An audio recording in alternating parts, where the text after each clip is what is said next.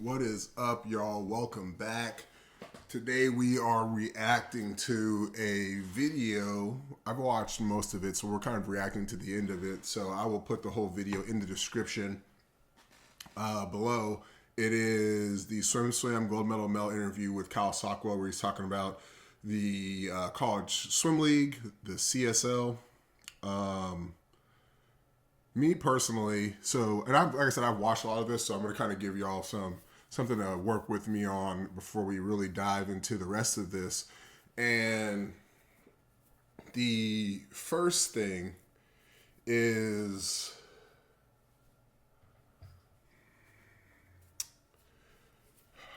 I'm a businessman,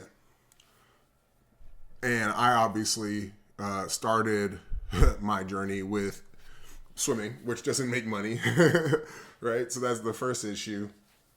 But the story about that is I'm like I'm not gonna say math genius, but if I was to say it and I tested as a genius in math, I wouldn't be surprised. And I did not harness that skill. I look back at it now, probably my number one, I'm not gonna say regret because it's taken me down this path, fortunately or unfortunately, but it would have been the easiest millionaire job I could have had. Like math, the reason why I didn't do math is because it was too easy. It wasn't a challenge. And, I don't know why, just pure stupidity. That's why. And so by the time I realized my stupidity, I was like, well, that's one gift I blew. I'm not going to blow my second one, which is swimming, right? And using math, those of you who have followed me or utilize my products know that I use a lot of math, a lot of math. And it takes a lot of mental strain, not a lot, but it's strenuous mentally. Let's just say that. But I was like, okay, I have a gift here. I'm not going to blow this one. So I kind of forced myself to do this. I enjoy it very much. It's always good to help people with the issues that I had that I didn't have answers for, somewhere to turn. So, but anyway, as a business person, right? I remember my dad taught me this when I was a kid. Excuse me. He said the world always comes down to business, sales, and marketing. Those are two things. It's always sales and marketing, sales and marketing. And, I think sales, he also meant closing. A lot of people say sales and leave out closing, but closing it's its own piece, but a lot of people just group it with sales, right? Because you would think if you get a sale, you get dollars. No, selling is it's marketing really. Your ability to connect with somebody with a product, and then you got to go actually make it make sense why they should buy it. So I'm always like, okay, where's the sales in this? I guess y'all are gonna get a quick little business lesson. Where's the marketing? Who are you selling to? Right. So in business, those of you who don't know, you have your funnel, right? So people come in the top of your funnel. If I were to use my own business, right, my free butterfly product is the top of my funnel, right? It's a free thing. I just want access to you, right? Your email, your Instagram. I used to click phone numbers too, but I don't really care about that noise. Instagram is actually the best way I've found to communicate with people. Email almost doesn't work at all. It's Instagram. People always respond to their DMs. So I just want a way to access you or message you or access to you. God, this is going to sound really inhumane. So forgive me. But I want access to you, and in exchange, I'm going to give you this free product that is of great benefit. It's of great value, and you're going to have it for free with lifetime access. Right now, if you're a coach, and let's just say you get paid on your group performance, right, and all of a sudden you have tripled your amount of junior national butterfly qualifiers, and now you go to your board or owner, whatever it is, and you get a raise. Well, this value of this product is clearly more than free. Now, hopefully you see that, and then I can sell, you take whoever comes in your funnel, you try and run them through your funnel, right? So as the funnel gets narrower, you're going to have less people moving to that level, but you're also going to have more advanced products, right? So depending on how you look at it, I think my most valuable product is my Technique Solutions Library. I think my most expensive one, the most expensive one is the Goldilocks Zone. And I think the Goldilocks Zone's value is it's definitely more immense than the $600 it's worth, because it basically teaches you how to turn your teenage athletes into monsters, right? Other than the weight room, I don't have the weight room stuff in there. But how to train them like monsters, how to train them the way Eddie Reese would, the way David Marsh would, and then kind of how I filled in the gaps with math. And obviously they have two different training styles, and Eddie's weakness is David's strength. David's strength is Eddie's weakness, so I combined them all through in my own flavor. The Goldilocks zone, right? Not too hot, not too cold, just right. So I hopefully, if you have expendable income, as I run you through the funnel, if you're satisfied and I try to over deliver, like I want you to leave with like, man, I can't wait for the next thing. And I have people in my funnel who are like, yeah, this is amazing. Like I can't wait for the next thing because I over deliver. So I'm trying to move a customer through the funnel, right? Over delivering each product. And hopefully they buy them all. Now, sometimes they don't, sometimes they do. Sometimes they take the free product and run. But that's the thing, right? If you over deliver and you give them a product that's like, wow, I did not expect this. And I've, asked people for reviews and they say it's way better than what they anticipated. They thought they knew what they were getting and it was better than that. So I think I'm doing a good job, but like that's the thing, right? Is I'm looking at, okay, what's your funnel? Who are you selling to, right? So like my funnel people are, it's swim parents technically because the kids ain't got no money, right? So it's the swim parents. It is the kids too. But it's coaches are probably the biggest one. I'd say I want my market to be young coaches. Unfortunately, you don't get to pick your market, right? They decide what they want. But so that's like, I know who I'm selling to. So that I'm like trying to find these people and get them into my funnel. So it's like, I'm watching this. I'm like, okay, like what's the free product? And he touches barely on that, which isn't encouraging in my opinion. Like I want to hear about it. I might be a buyer, right? And you're not giving me anything to buy. Like I'm trying to give you my money or I'm capable of giving you some money, earn it, right? So I'm like, okay, what's your funnel? Well, who are you marketing this to? What's the message? What am I getting back for observing this, right? What emotional feeling am I? Because everything's about an experience, right? So that's the emotional connection of selling, right? And then you have your closing, like, hey, it costs this much. In this case, it's going to be entertainment, so you got to make it make sense money-wise about the entertainment, right? So I'm like, okay, who are you selling to? Not a lot of answers. I don't think there was any answers, if I'm being totally honest. And I'm sure he can't give some of this stuff away right now. In his position, especially as a COO, which is like the top of the food chain, like you can't really give that stuff away. But who are you selling to? What are you selling, right? Like I'm still unclear with what they're even selling. Like I kind of left with, it's a production company where they're taking swim meets and basically going to film it the right way to where it's presentable and it's exciting. And obviously they'll have some creative control over how that's presented, and the colleges will. And then they're going to try and sell this to get ad revenue, right? So they're like a middleman, right? Which is kind of not a place, in my opinion, you want to be, but it's like it's basically a salesman to a degree. But salesmen always eat. Salesmen always eat. There's always jobs for salesmen because that's how the business makes money. You need good salesmen. So I'm like watching this and it's like, okay, well, who are you selling to? What are you selling? How are you connecting to me emotionally? What's the product? What am I getting? What's the free thing? What's the paid for thing? Right? Like I may enjoy the first one, that I'm ready for the second one, but you guys aren't ready for that, right? So I'm kind of spitballing to a degree because I don't have any answers. So I'm just wondering, like, when are you going to start talking about the sales? Like, what's your sales team like? Who are y'all going after? Who's the market? Not really an answer. So anyway, let's dive into this. Sorry, guys, that took so long, but that's kind of, it's an hour and 20 minutes video, and I watched the first 50 minutes already. So I don't know what it is. I don't know what they're selling. I don't know who they're selling to. I don't know what their funnel is. I don't know who their funnel targets. I don't know what their free product is. I kind of do. I kind of know what their business is, which is basically a production company. They're trying to produce and make swim meets look more exciting and presentable that you can sell as a product. The swim meet as a product, as a production product, right? That seems to be it. But then it's like, okay, well, who's that marketed to? Who's going to buy that? Okay, well, you're going to sell it to swimmers, right? That's the immediate market that I think of. Well, that's kind of a tapped out market.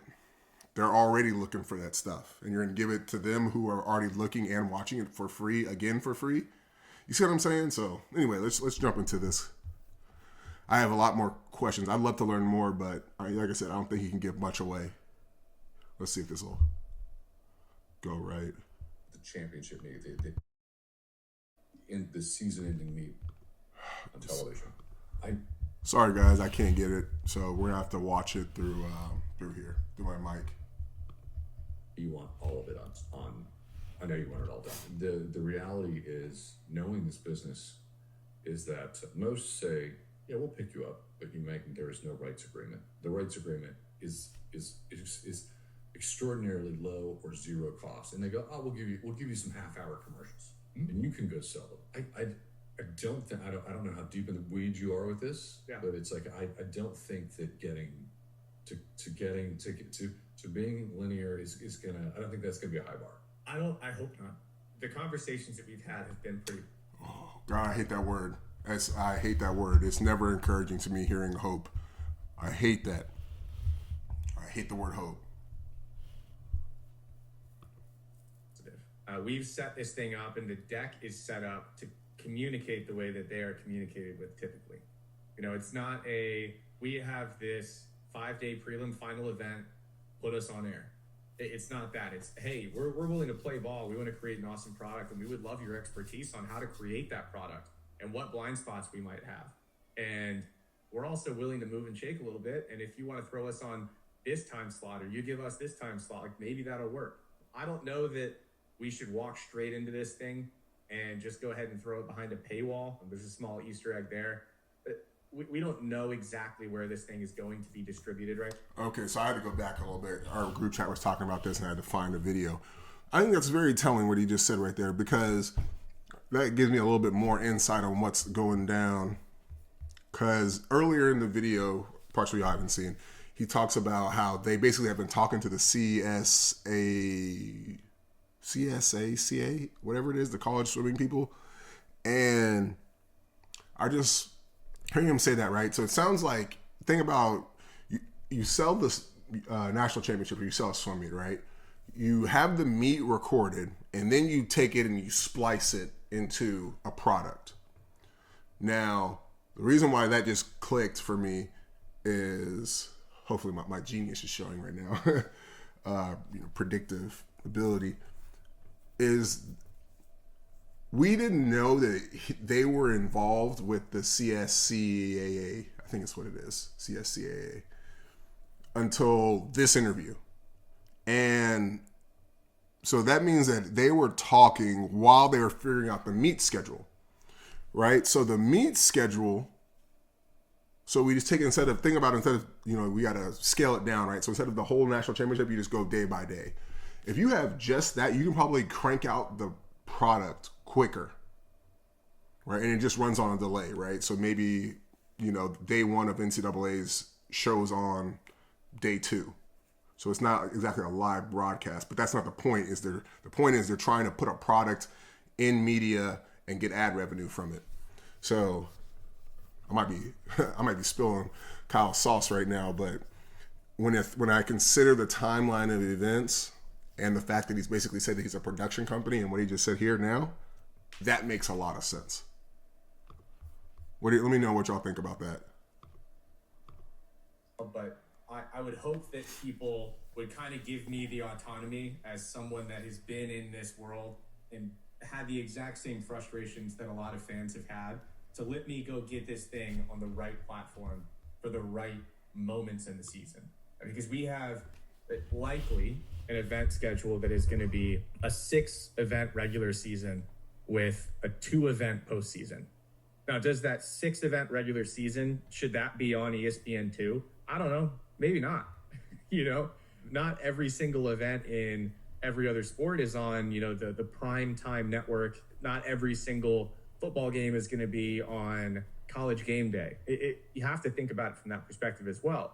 Do our first 6 events for a league that has never existed deserve to be on ESPN2? Deserve? Absolutely not. Could they be? Everything's on the table. I'll let you kind of digest that the way that you will, but I think it's pretty obvious where we're probably going to land with the first 6, but those last 2, it's not obvious at all. We're excited about the possibility of where those could go. Okay, that makes sense. In terms of the business model is sponsorships and rights. It's the model of the other sports. Yeah, we're playing the big guys game now. So is there a third rail that I'm missing? I mean, there are other rails, but they're not the ones that are going to make us. One thing I hated about this interview too, and there's like a really, really bad cut job in this, where they ask him a question about the athletes who haven't been paid, and it's like you can tell that something happened there. But the cuts in this are kind of, I don't like them. Especially after that one, I feel like I'm being lied to a little bit. Viable to go season after season after season. There are obviously other things that are going to contribute to the overall problem of how do we sustain, but the big ones are the big ones. If we don't crush both of those, it's going to be difficult to continue to repeat. And do you have to have? Are you tired of paying rent or constantly moving from one place to another? Sorry, guys. All right, here we go.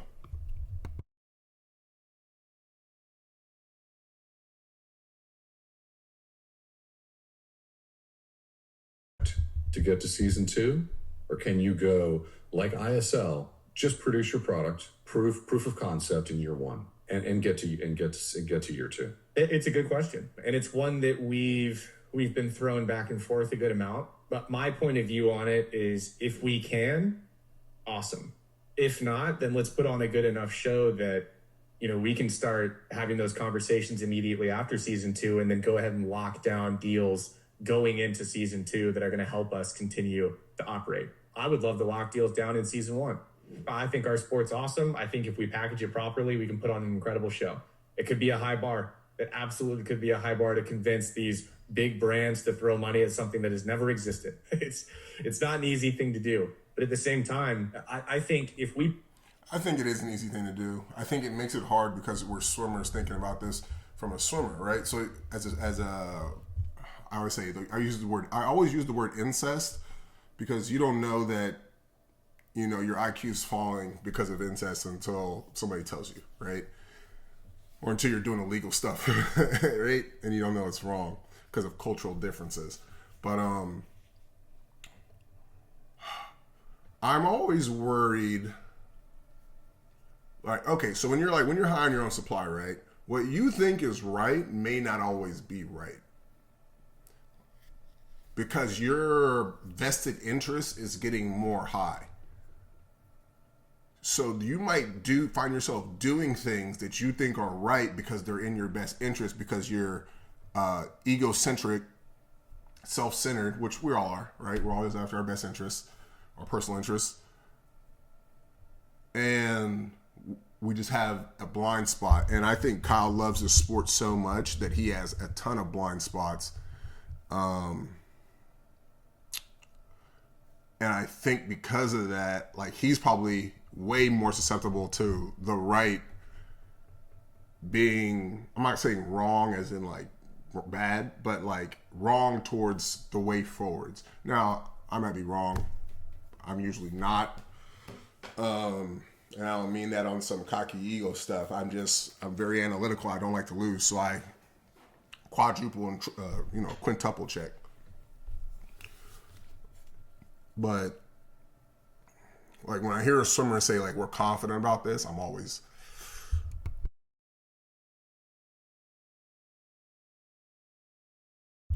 sorry guys, mic unplugged a little bit right there, but I'm always worried.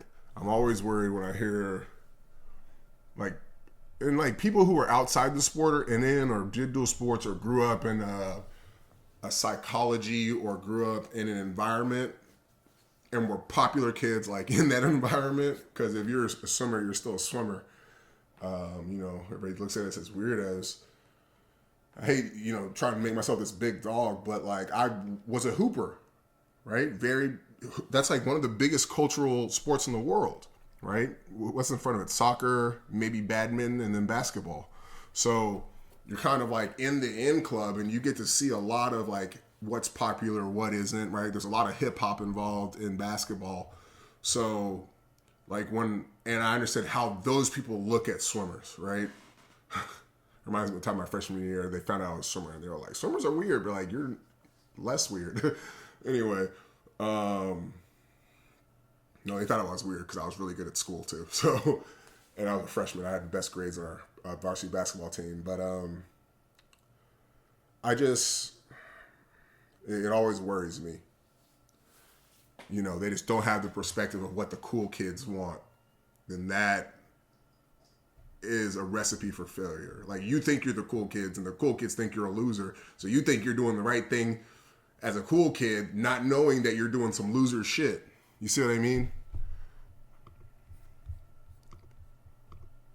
A good enough product, we could absolutely get runway to go for a second season. Is that the way that I want to operate? No. I'd rather put on a great enough show and tell the story well enough in the lead up to season one to secure some people that want to come on board and help see this thing be successful. Is that bar too high? I think we'll find out over the next couple of months. But hopefully on Instagram, you see something come across and it's our logo and then another logo, and then you can say, all right, yeah, they convinced people that this is going to be the real thing. And then, it comes back onto us. Like, all right, we have to deliver now. It's a lot of pressure. This is probably the most pressure I've felt in my professional career so far. I've seen a lot of this, guys, so I'm going to jump ahead to where I think I was before. I want to hear something new.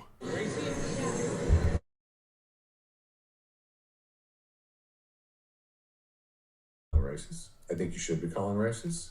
You're the COO of this thing. I understand you're going to be wearing a lot of hats.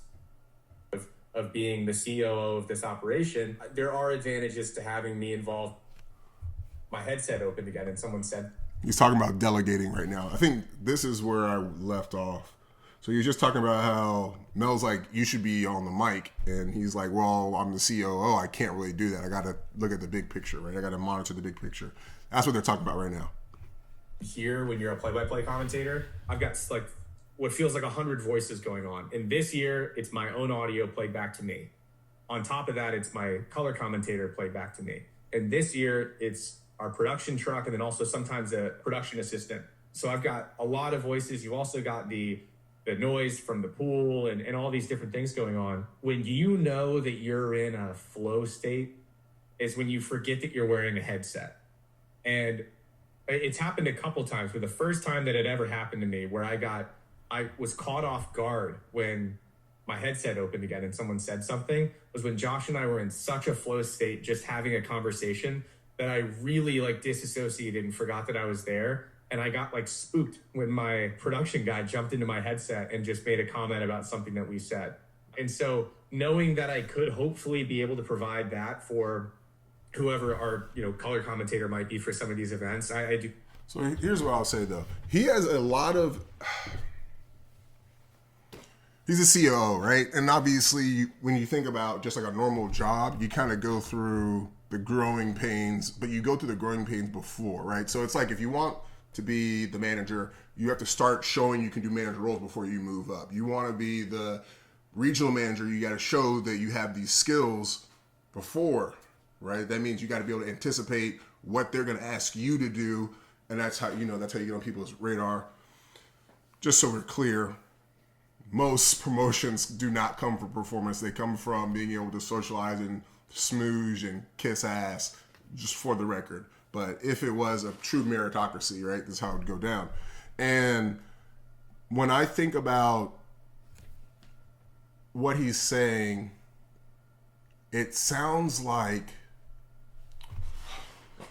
well, obviously I don't know about anything he's doing as a CEO, right? Other than his behind the scenes Wizard of Oz everyday processes, right?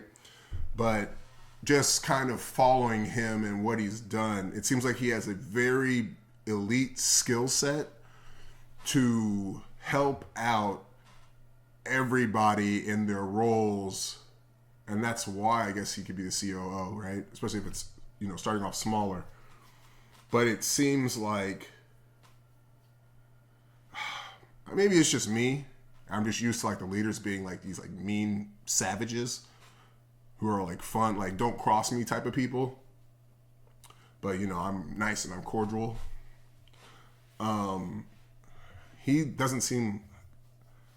I don't know. I've never seen him get mean, so I don't know. I've never. And I'm not talking about like mean. I'm talking about that like I will burn this relationship to the ground out of self-respect, right? Not like I'm upset about something mean. Like you've crossed the boundary of mine, and now we got to tussle, mean, right? Like where you stand for something. And I would say that like I have no idea what he stands for. None. I don't. And I'm not saying that as an insult. I just don't. I like to think that my attitude on the internet, maybe you'd be wrong, but I feel like you could probably guess what I stand for, right? So, and that's why, like, as a CEO, like, you gotta like have boundaries as that person, right? There's things that you can't tolerate, and I think with his skill set, it's about helping, right? Now, obviously, you gotta have standards and stuff you can't tolerate, but at the same time, like, if you're in a production, mistakes are gonna happen, and you're gonna have to tolerate them. You see what I'm saying? So, I feel like his niceness makes him more valuable closer to the action. I think that might be what Mel's saying when he's saying he thinks he should be behind the mic. And that, is with everybody, like I think I'm a good CEO for what I'm doing right now with my business. But if I really wanted to like bleed my company for money or my customers for money and be a good CEO, I would have to hire an asshole. Or I'd have to be willing to compromise a part of myself and my ethics. Because, right, okay, so like I have one-on-one people who I've had like since the beginning, like 2020, who I basically have not increased their revenue. Right now, if we clocked it out to the years, there's probably a few $10,000 that I could have made if I had, brought them up with my increased rates. And a CEO who's a complete psychopath who doesn't care about anybody, he's going to be like, okay, fix this. Like everybody needs to be boom. In one day, he's made me an extra 10 grand, right? You see what I'm saying? So, and then some people are going to be upset and some are going to leave. So maybe it's not 10, maybe it's 7. Still way more than what I was making before per month, right? So I think I recognize my weaknesses, and that's what I'm just saying. That's the weaknesses I see in him. Value. It's just, and maybe it's dumb that I'm wrestling with me being over involved in that capacity. It's just one that I haven't really, I think, thought through enough. I hear. Yeah, see, that's what I just said, right? Like, he seems like he's that person, and he's able to help everybody. But you want to be that CFO, that CEO, like that mentality's got to go in the trash. You can't be the tolerant one trying to make sure that the show goes on. Sides of the coin, is Kyle putting himself into a commentary seat? And also, should he be there? I don't know. It's tough. All right, we talked about that a lot, but you should do it, and the reason why is the cost is lower to the overall organization. Yeah, and your fans will be a little bit disappointed. Mel Stewart would be disappointed. I've done commentary for network and for NC2As and conference. I've done them all. I did everything in the 90s and in the 2000s. Just an FYI. When you do it for network, it is very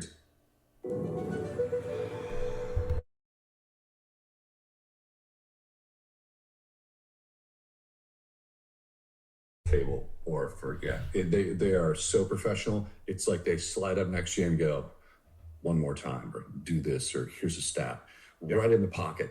They're so good. It's a 60-year-old producer who's been doing it for 40 years. They're so good. Yeah. But I think that's all right. We talked that to death. But you're right. I want to give a shout out to the Big 12 team. The team that they put on to do stuff out there it is a high quality production. Yeah. And it's that. The first year, a very brief story. The first year that I did commentary, the first year that I said yes, I got a call from a former colleague at Flow Sports. And they were like, hey, the Big 12 needs somebody to do commentary for the Big 12 championships. Do you think you can do it? And I was just like, yeah. Yes. Yes.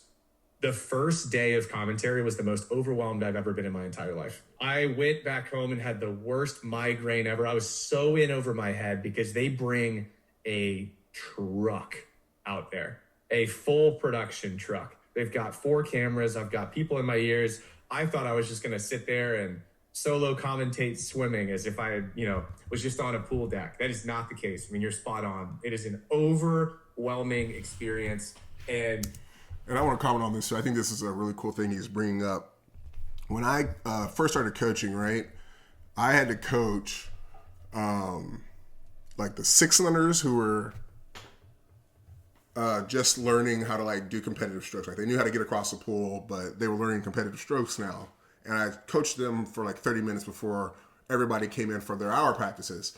So then 3 days a week, you have the kids who come from that group, or 2 days a week, 2 days and then 3 weeks, same ability level. The 2 days a week are obviously a much slower paced group as far as improving, just because they had that 1 day less.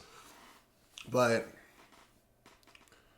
so I had like that group of kids who can get across the pool. They can kind of do 25s. They are aware of how to do a 50. And they're now moving up into the hour practice, right? 2 days a week. So that's one lane. Then I have 2 lanes of like the next group up, right? So your 7 and 8 year olds who can get up and down the pool, right? They have a base level of conditioning, which is what that 6-year-old group who just moved out of 30-minute practice, right? We're just trying to get them moving up and down the pool. So it's not, if they move up, this practice won't take forever. So the 6 to 7, 8-ish group of athletes, like they're learning stroke technique. The only way they're getting faster is through stroke technique. It's not through yards. It's not through strength. It's, are you a good swimmer? And then finally, we have 3 lanes of the people who are now solidifying that technique, but they're doing it at a faster pace, right? Because they're older. So these are like your 7, 8-year-olds, maybe 9, loosely 9, just the kids are kind of late bloomers or maybe developing slower. So we'd have 2 coaches. One coach would have to take over the kids who just moved up out of the 30-minute practice because they need like the most attention, most hands-on attention. And then so I'd have to coach these 2 different groups. And it was like that for all groups, right? So the next practice that comes in for 2 hours, they're going for 5 days a week. So the 2 practices, the kids who leave that older group, they move into the 3 days a week practice, which the lanes are divided into 2. So you have 2 lanes of your 7 and 8 year olds who can learn faster because they can not necessarily learn faster because they're smarter, but they can get up and down the pool and get more reps. Then you have 2 lanes who are just a little bit faster reps, but they're older. No. Same ability level, but older. So they need a little bit more space and they can get up and down faster. That's the only difference. And these 4 lanes, 2 separate groups, are only there to get better through technique, right? And so usually in that second lane, you have your advanced 7-year-olds, your 8-year-olds, and then your 9-year-olds who are almost ready to move up into the last 2 lanes, who are now starting to get into 50s and 100s, but they're learning interval work. And they're actually getting up and down the pool with drills, with swim. That was probably our most impressive group. The team, we recognized all our A-cut swimmers. And to my knowledge, that was like the first time like we started having a bunch of swimmers get these A-cuts. They get a purple cap.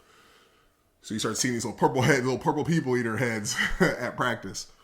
And then you go to the next practice, you have those 9 and 10-year-olds who have that A-cut cap, so they can get up and down the pool. But you also have the A-cut kids who are going to the state championship meets, which is a teal cap. So they're like really can train and stuff, but they're obviously faster and their their intervals are faster. And then you have the same age group who just moved up. They have the purple caps, right? So purple teal caps, both 9, 10, maybe late bloomer 11-year-olds, right? All swimming together. Well, the teal caps are, the purple caps are. You're finishing up kind of the technique base level 9 or training for those 9 and 10-year-olds who just moved up so they can slide over and join the teal caps once they move out, right? Or as they improve. And then finally you have your like 12, the team was whatever. You're going to hear me say this and be like, that's not a good age range. Our 12 to 15-year-olds who were like AAA, AA swimmers in Texas or in the U.S., right? People who are breaking our team records. And they're learning, if you're in the Technique Solutions library, they're learning like the world-class stuff. Okay, so that way when they move up to that group, when they're 14, 15, they move up to our top group, they got the skills, now they can just go, they can train. And this group also starts doing their dryland training, which we'll talk about that in another video. We had the best dryland. I had the best dryland in the country because I'm the one who made it up, or organized it, designed it. But anyways, so one thing I had to learn is the emotional temperament of coaching each group, right? And I'm coaching all these groups at once, right? So before I have different ability levels, but the same, maybe a year different, but they're all the same ability level, but mentally different because of the age. Then I have that one last lane of the same age range, but now they're doing 50s and 100s. They understand and know their technique, and they know when they're not paying attention. So my standards and boundaries for them not doing the right thing are a lot more, what's the word? Means like tighter, like less permeates through, whatever that word is. Whereas with the other two groups of 2 lanes, okay, they miss an interval, like you're learning, right? Your primary thing is here to learn, not to swim fast. It's to learn how to do things right. Like you don't know you're doing it right yet. Last 2 lanes, they know. So I have to be able to basically be a schizophrenic psychopath and switch between these different mentalities, right? And, then you get to that, 5-day-a-week group where you got the 9-10-year-olds who are actually, they understand what they're doing and they can actually push themselves. And then you have the 9-10/11-year-olds who can push themselves and they're trying to make state championship finals, trying to finish in the top 50 in the nation. My standards for them are completely different than the purple caps who just moved up, who are the same age, who will eventually be the next group of teal caps. So I have to, the same age with the same emotional temperament, I have to treat them differently because of what they came from and their ability level. And then I have the group of kids who are basically next in line to be our best swimmers, who have the harshest boundaries, right, in that group. So I have to be able to switch through, okay, I'm talking to this 15-year-old who I need to get out of here. You have no room for error. I need you to focus and then I need you gone. Okay, I need you up in that top group. And I'll have a fast 11-year-old who I can be like, yo, you got time, like stop, take a breather, get back in session, get back in sync with everybody. Then I move down to the teal caps, and I got to kind of be in between the high boundary performance for 10-year-olds, but also encouraging because they're 10. And then I got kind of the kiddie gloves of hard boundaries and standards for the teal caps or for the purple caps who just moved up, right? But they also know what they know and they got to have some consequence to their actions. So I got to be this like psychopath, schizophrenic, jumping borderline personality, jumping through these different mentalities of how I talk to people, how I treat them, my emotional temperament, my tone of voice. They mess up. I'm angry with this swimmer because they know better. The 10-year-old messes up. I'm sympathetic because I know they're trying and they're 10 years old, right? So I'm sorry this took so long. Dang, that took a while to get out. The point I'm trying to make is when Kyle's talking about these voices in his head, I know. Like the moment he said that about one ear had all the voices and one is his co-host, I was like, I know how difficult that is to like jump between personalities. Okay, I see this person's telling me I need to treat this kid like this. Okay, I see this person's telling me I treat this kid like this. It's a tough skill to build. Often than not, you've also got guys from the conference that are sending texts to your production team or whoever's on site from the conference and saying, hey, like, I really wish we would talk about things in this way. And then now you've got that in your head where you're starting to, you're not just in a flow state. You're thinking I got to talk a little bit more like this or a little bit more like that because that's what, production needs or the, distribution partner needs or wants. It's an intense experience. And I got to give a shout out to, the guys that do like a Mike Tirico. Having been in that seat and watching that guy do what he does, it's like watching Phelps swim a 200 fly. I mean, it's just like knowing how chaotic that environment is and his ability to just make you forget that he even has anyone talking to him or there's anyone around him in the room. He's without question my favorite guy to watch. He's just so good at what he does. I want to say something that we traditionally in Olympic sports, non-traditional sports, we've always had the former Olympic medalists do this. But when we've had the opportunity, the rare opportunity when it's been somebody else, it's better. It is. I feel like Extrapolate that to all of swimming now. The rare opportunity we don't have the Olympic medalist, it's better. The rare opportunity we don't have the swimming mind, it's going to be better. Enhanced game, people who have nothing to do with swimming. Swimming interest is through the roof right now, or relative, right? So this is what I'm saying about like the people. Like we're so incestuous in the game of swimming that we don't even realize that our good ideas are bad ideas. Like he just said that, and I don't know, maybe gold medal money, smart guy, maybe he has thought about it, but it's like we haven't taken that to scale to the most extremes. Why haven't we? And then you got to get to the questions. Okay, well, this sport, and you have so many smart people. Why haven't we? Are we an incompetent sport? Are we have incompetent leadership? Like, what's going on here? Where's the solution? Where's the kink in the machine that we need to remove and put in the new gear? What does the new gear look like? We need the someone calling the what, and we need that analyst calling the why. And I think that bringing in a guest who has one or is a, I think bringing in 3 or 4 different people, maybe into that conversation, but when it's appropriate. I don't have time to go around and film B-roll all day, make my own music, and take photos of food. I just use story blocks. But yes, when it's not been someone with medals, they've typically knocked it out of the park, and fans love it. I don't have medals, I can tell you that much. Okay, I take it back.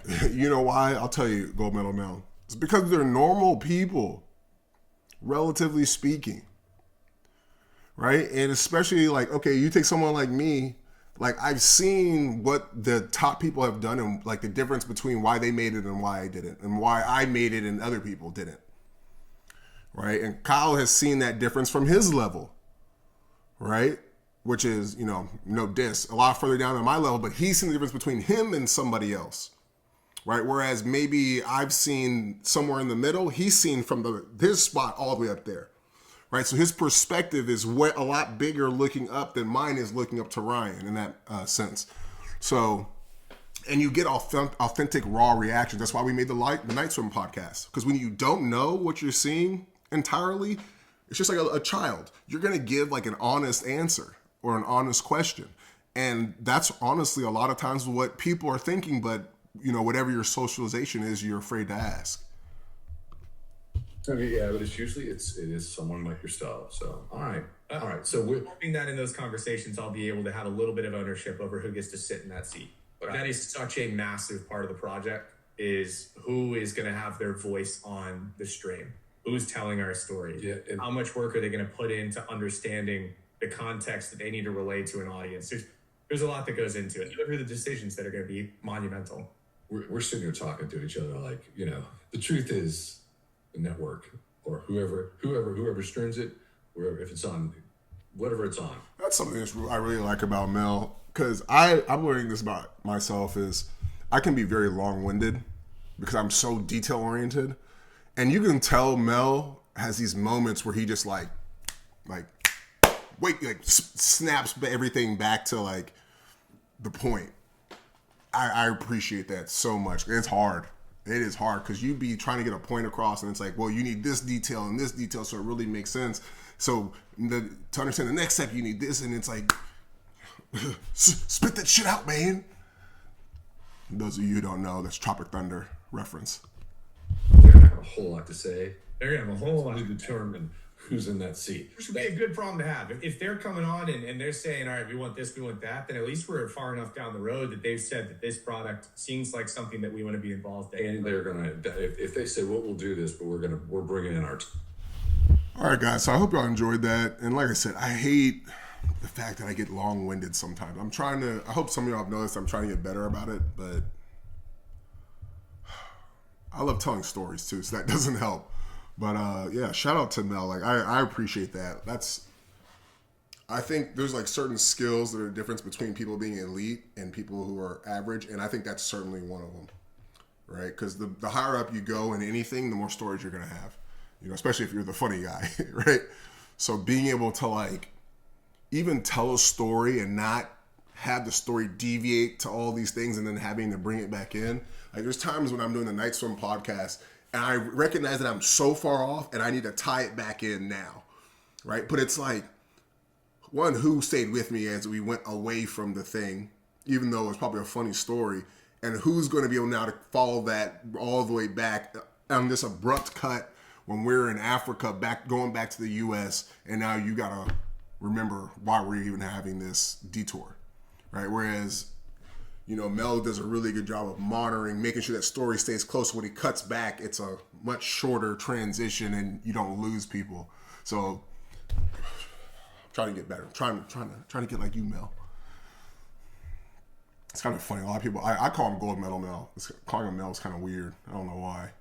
Probably because I don't know him like that. But shout out to Swim. Shout out to their podcast. Shout out to Kyle. Round Rock represent. I hope it goes well. You know, to me, it seems like they're a production company, and then they're going to take these, like you said, they're going to take these 6 meat products and, you know, use the camera angles and all the cool shit to make it a product that they can then try and put on the airwaves and get sponsors for. So, you know, I hope it works. I think I got a strong grasp of what it is without them really saying what it is, but I always want to hear about the money, because if it don't make dollars, it don't make sense. So I want to know, like, how are you, because at the end of the day, all of this just equates to putting money in swimming that eventually, hopefully, it reaches the athletes, right? So, like, I don't need the details in the middle. Tell me how the money makes sense. You know, give me the product, and now let's talk about the money, all right? Because if the money doesn't make sense, it's never going to go from, it might go from the business to the people, but then it's never going to make its way to the athletes or to the sport or whatever, right? So that's what I'm interested in, is how is this money going to flow to where you can make money. If you don't make money, like, you ain't gonna do this for free. So I wish he spent more time on that. But anyway, guys, like, comment, subscribe, share, turn the notification bell. Sorry, my brain just farted. Turn the notification bell so you're notified whenever I drop a video. Thank you for hanging out. We will catch you later. I will put the Swim Kyle Sockwell interview in the caption below, so you guys can go check out the full hour plus video like I did. Thanks for hanging out. Peace.